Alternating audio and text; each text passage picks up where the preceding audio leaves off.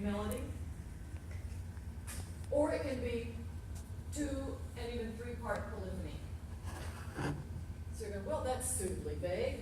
You can either have 1, 2, or 3 parts. Depends on, I guess, how he was feeling. It's not conducted. So it's not a chant melody, it's an original melody. That's the next bullet point to put in. The tunes are original. So your tenor, which is going to be your bottom voice, is not going to be a conscious firmus. It's going to be an original melody. Are you okay with that in your notes? Because we're using our vocabulary now. The tenor is not a conscious firmus. It's an original melody. Furthermore, it is not melismatic with flowing rhythm. The parts move in block chords together in uniform rhythm. You can count it. It's not melismatic style at all. It's not flowing, amorphous, unmetered, unrhythmic melodies. It is chords that move in block. The music's moving in block chords, so it's like, by a block chord I mean everybody's moving together in lockstep at the same time.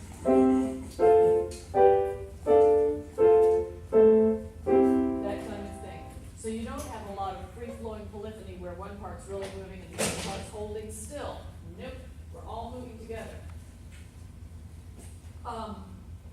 Text will be in Latin.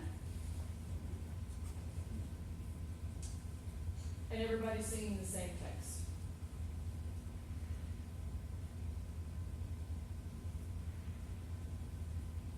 And the verse, the verse itself, the poetic text, is metered, which means it's got a rhyme scheme.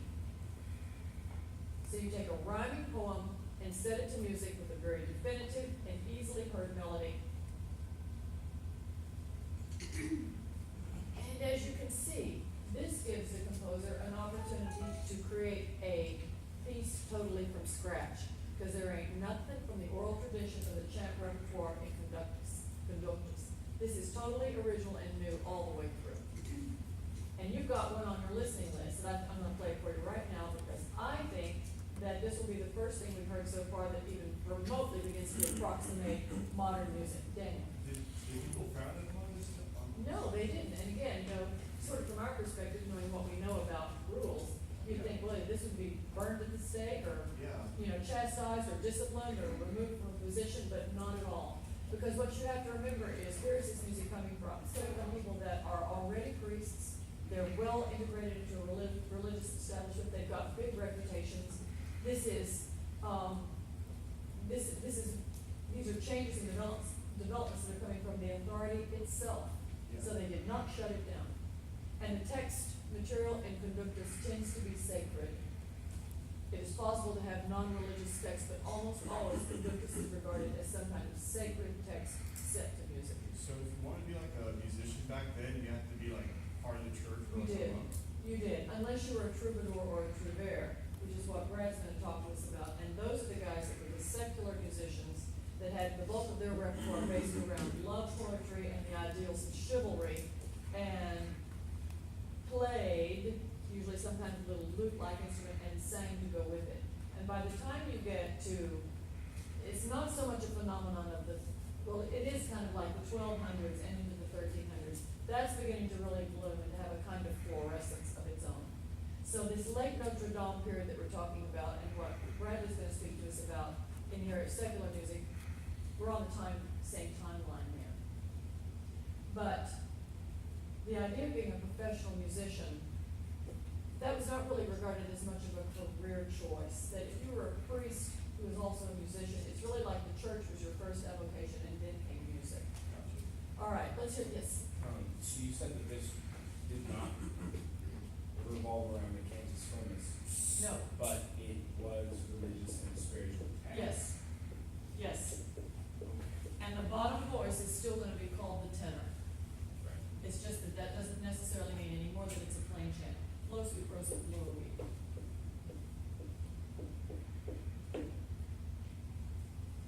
All right, anytime you see the word rosa and an FLOR, that tells you you're talking about some kind of Latin reference to the Virgin Mary, because the Virgin Mary is often traditional Rosa Mundi, or the rose of the world, which is why all these churches have rose windows, they're all for her.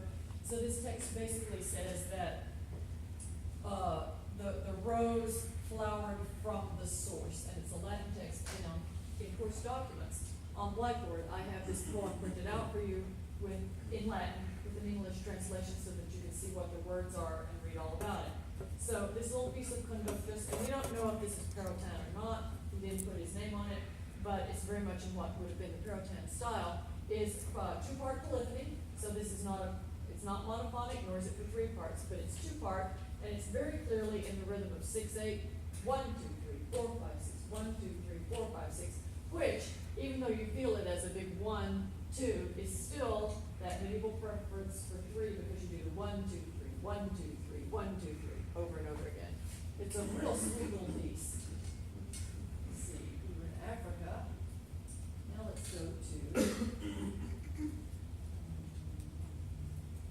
YouTube and your playlist.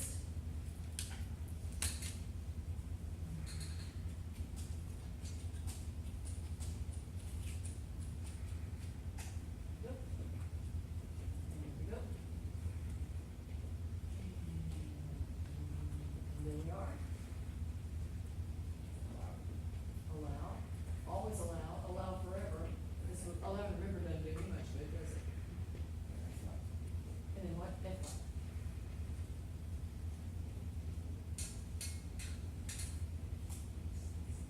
Ooh, that's stinky.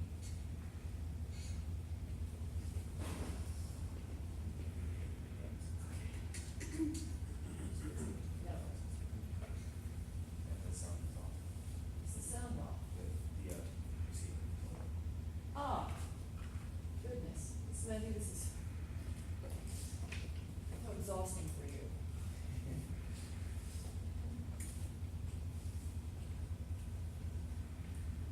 Support before. You know, I just thought I saw that blue light on.